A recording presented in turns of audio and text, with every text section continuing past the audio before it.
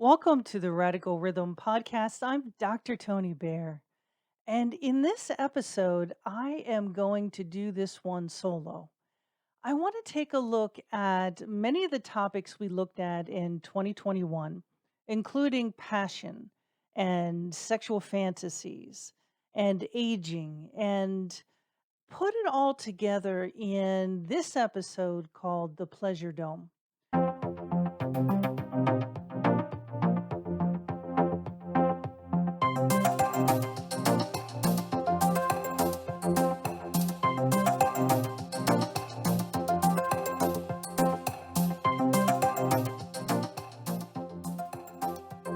Welcome to the Radical Rhythm Podcast.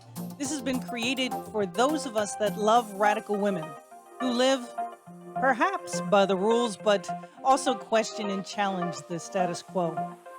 We want more from our lives, to enjoy our sexuality, to explore radical thought, and to celebrate women who have lived and continue to live unconventional lives.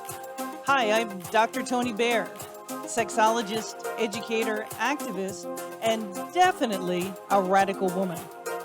Thank you for joining me as I share stories of women challenging the status quo and living life to the fullest. Join me as we unapologetically march to the beat of a different drummer together.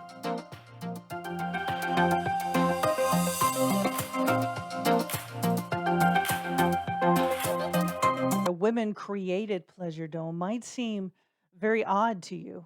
In fact, I know that um, women generally have a lower sexual desire than men or a lack of interest in men. It's present in 26.7% of women that are premenopausal, and it's over 52% of women that are postmenopausal. So many women report that they're not interested in sex.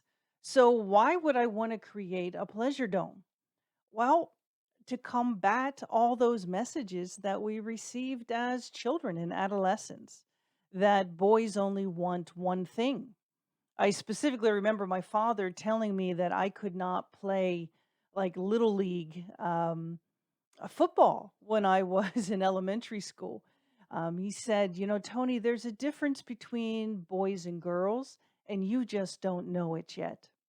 What he was referring to is if boys were in a huddle, a pile, a tackle pile with girls, they would be doing sexual things to them. Because if you put boys alone with girls, there's only one thing that's going to happen. So, as women, we've grown up learning to be abstinent and beware of boys that want to touch us in ways that are inappropriate.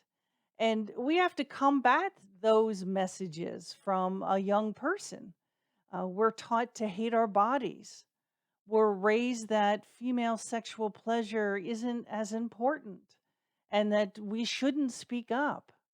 We're told to be a good wife and that it's my husband's pleasure that sex is all about. Now, those might seem like old fashioned ideas, but when we survey women today, we still come up with those concepts being shared in the survey. So, how do we go to the next step? How do we create a place that is sexually empowering for women? What would it look like? Well, perhaps we can get some insights from history. Let's take a look at the most famous pleasure dome, Kublai Khan's pleasure dome, and we have a poem that explains what it would look like. The poem was written by Samuel Taylor Coleridge, and it's called Kubla Khan. Now, take a moment with me and imagine what this would look like. In Xanadu, did Kubla Khan a stately pleasure dome decree, where Alf, the sacred river, ran through caverns measureless to man down to the sunless sea. So twice 5 miles of fertile ground with walls and towers were girdled round, and there were gardens bright with sensual rills where blossomed many an incense bearing tree. And here were forests, ancient as the hills, unfolding sunny spots of greenery. But oh, that deep romantic schism which slanted down the green hill thwart a Dadarn cover, I savage place, as holy and enchanted as or beneath a waning moon, has haunted by woman wailing for her demon lover. And from this chasm, with ceaseless turmoil seething, as if the earth in fast thick pants were breathing, a mighty fountain momentarily was forced, and whose swift half intermittent burst, huge fragments vaulted like rebounding hail or chaffy grain beneath the thresher flail. And mid these dancing rocks at once and ever, it flung up momentarily the sacred river, 5 miles meandering with a mazy motion. Through wood and dale and sacred river ran, then reached the caverns measureless to man, and sank in tumult to a lifeless ocean, and mid this tumult Kubla heard from far ancestral voices prophesying war. The shadow of the dome of pleasure floated midway on the waves, where was heard the mingled measure from the fountain and the caves. It was a miracle of rare device, a sunny pleasure dome with caves of ice. A damsel with a dulcimer, in a vision once I saw, it was an obsidian maid, and on her dulcimer she played, singing of Mount Abora. Could I revive within me her symphony and song to such a deep delight, 'twin win me? That with music loud and long I would build that dome in air, that sunny dome, those caves of ice, and all who heard should see them there, and all should cry, beware, beware, his flashing eyes, his floating hair. Weave a circle round him thrice, and close your eyes with holy dread, for he on honeydew hath fed and drunk the milk of paradise. Wow. Wow. Now, this is an old poem, so, old language. But Guthridge's first three stanzas are haunting, imaginative, beautifully describe a vision he had of the pleasure dome from reading the text of the days of Kublai Khan. He continues seamlessly memorized by the singing and the music of the damsel. He abruptly concludes with the vision of the flashing eyes, the floating hair, and ends the poem. This vision of Xanadu was a place never reached nor remembered. So, this poem is his replication of what he thinks it would look like. So, this concept of Xanadu, this pleasure dome, this perfect place, this palace that Kublai Khan created, has been recreated in modern pop culture again and again.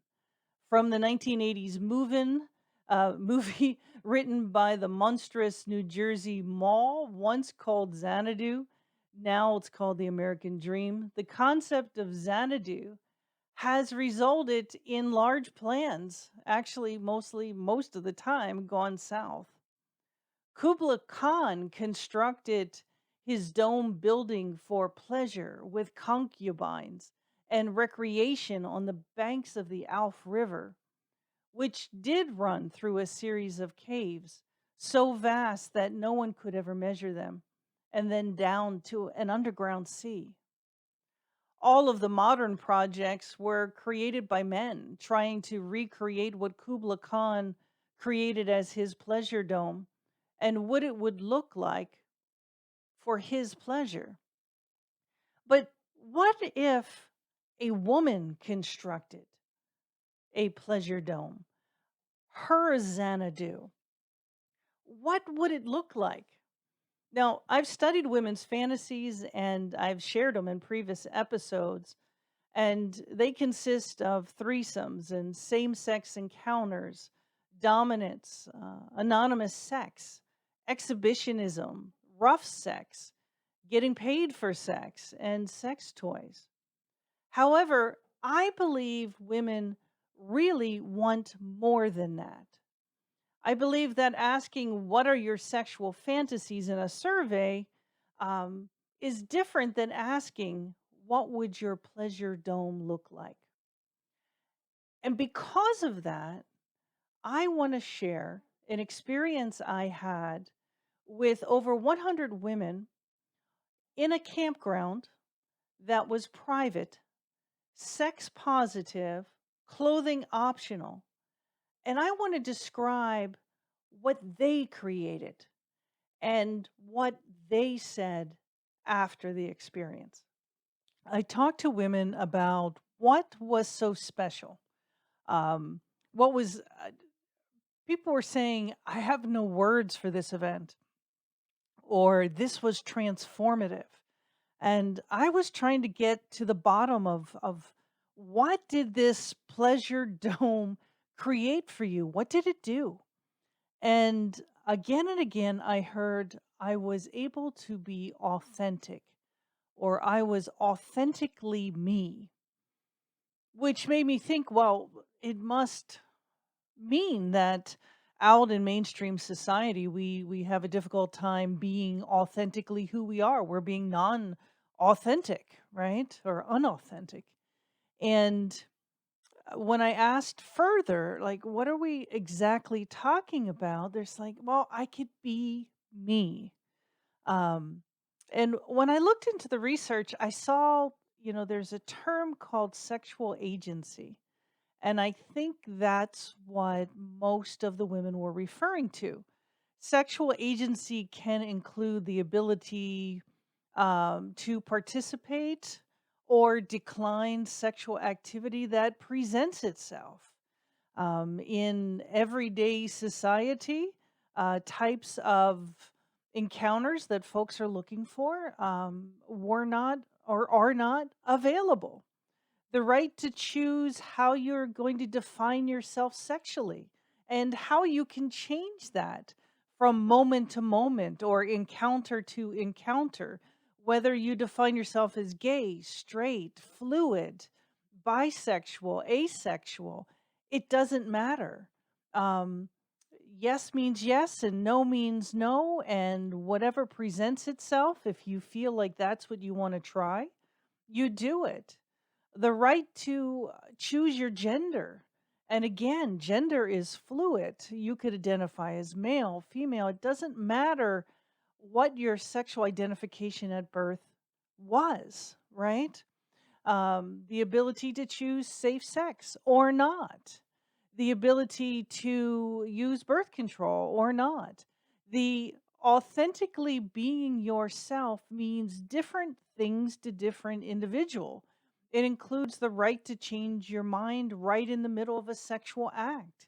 Because when you say no, it means no, right? So when you're amongst other individuals who are being authentically themselves at an event, at a weekend, um, it truly is empowering. And there was quite a bit of drop afterwards. What does drop mean? A drop refers to being kind of high on the events of the weekend and then going home back to mainstream society, realizing that the authenticity that you experienced is no longer going to be present for a while or a time. To be authentically yourself is not to be shamed or judged. And there's so much judgment in our society.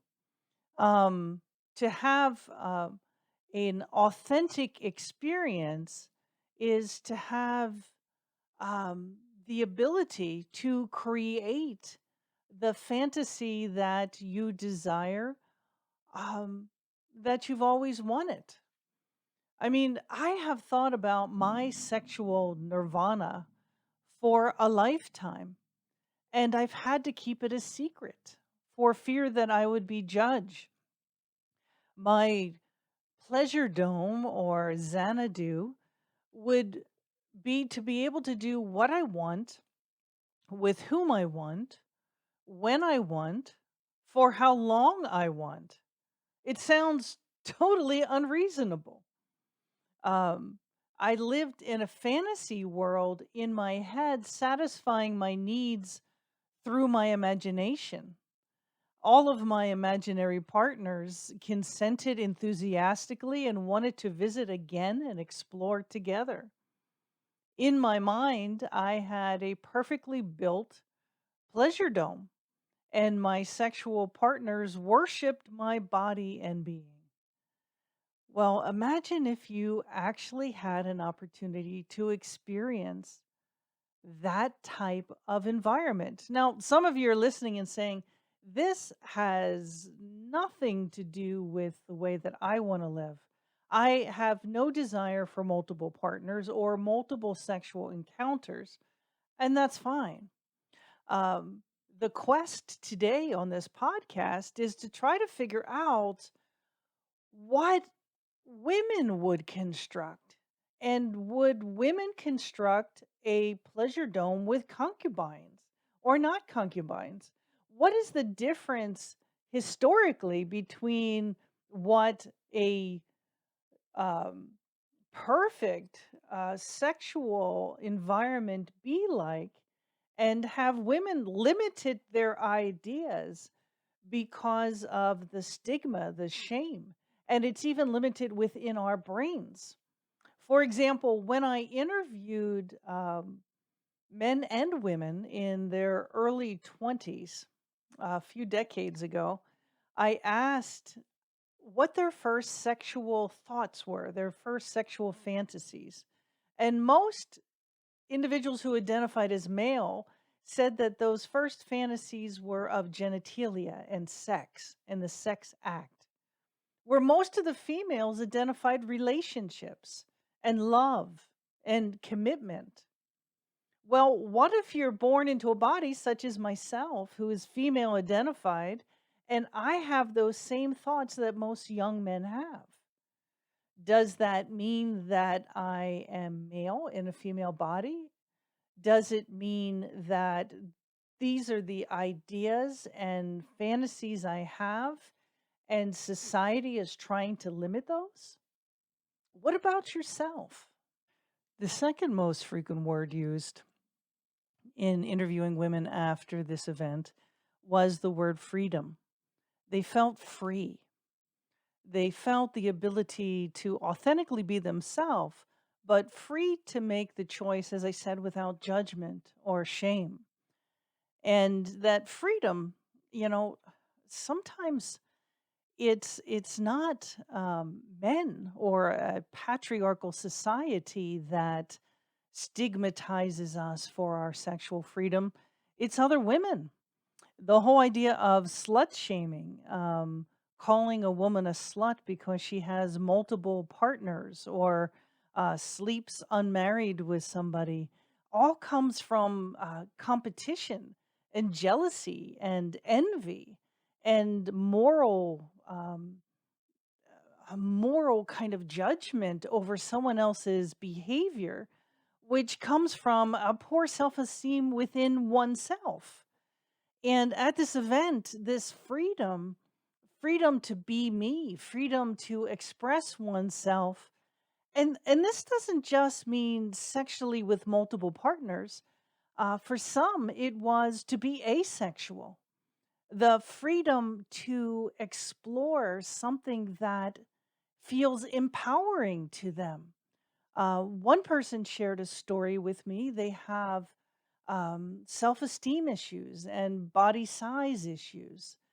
And they found an activity during the weekend where they had two individuals do body painting.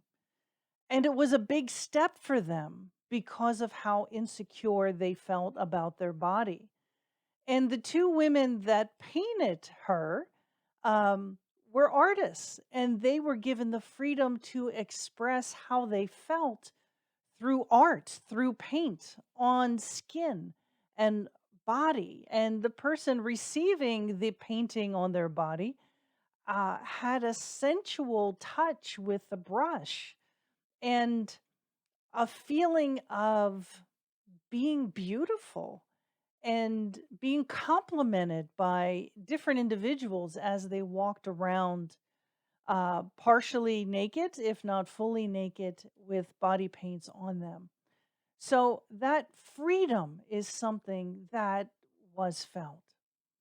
And last but not least, and I've mentioned this in the first two, is the answer of power, to feel empowered. Sexual empowerment, it means different things to different individuals.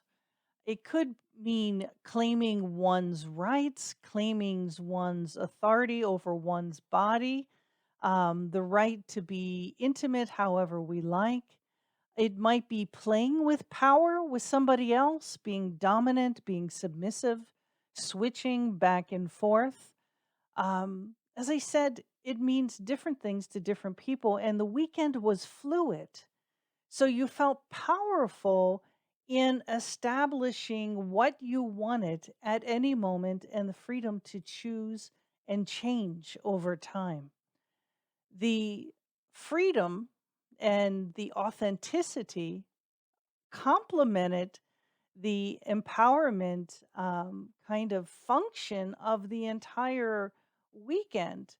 Um, but we heard the word power again and again, and and I think some people think, as I've described this, I've given many female examples, female on female, but the sex and the sexuality that occurred in this pleasure dome, this Xanadu, for the weekend was heterosexual, homosexual, bisexual, queer, fluid. Um, it was everything to everyone and was dynamic and changing over the weekend. Now, this is an extreme case. I mean, how many people go to an event like this and have the opportunity to be who you want? In fact, there are many different kinds of kinky events where folks don't report this kind of transformation during the course of the weekend. And that's because folks are judging each other. That's because with the power dynamics that occur, there's jealousy and envy and competition. But in a woman's pleasure dome, in a woman's Xanadu that she creates herself, all of those aspects are missing: jealousy, competition. It's all about enjoyment, orgasms.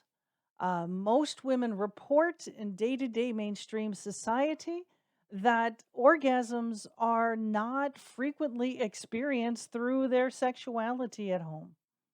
Well, that wouldn't have been the case of this Xanadu. So, where can you experience this? Where can you find this? Well, come hang out with me, Dr. Tony Bear. I hope that you enjoyed this podcast today. This exploration of what a pleasure dome would look like, not in the traditional, historic, patriarchal kind of concubine housing facility, but in a place created for women, by women, for the pleasure of women. And that is exciting. Now, it does exist in my inner circle online. Now, I'm not saying that we have sex online. We definitely do not. But we talk every week. We have a seminar every month. And I would love, if you are female identified, that you would join the Voyage of Aphrodite Inner Circle. I will put the link underneath this podcast, because it's the experience of the freedom, the empowerment, and the authenticity that women crave and want.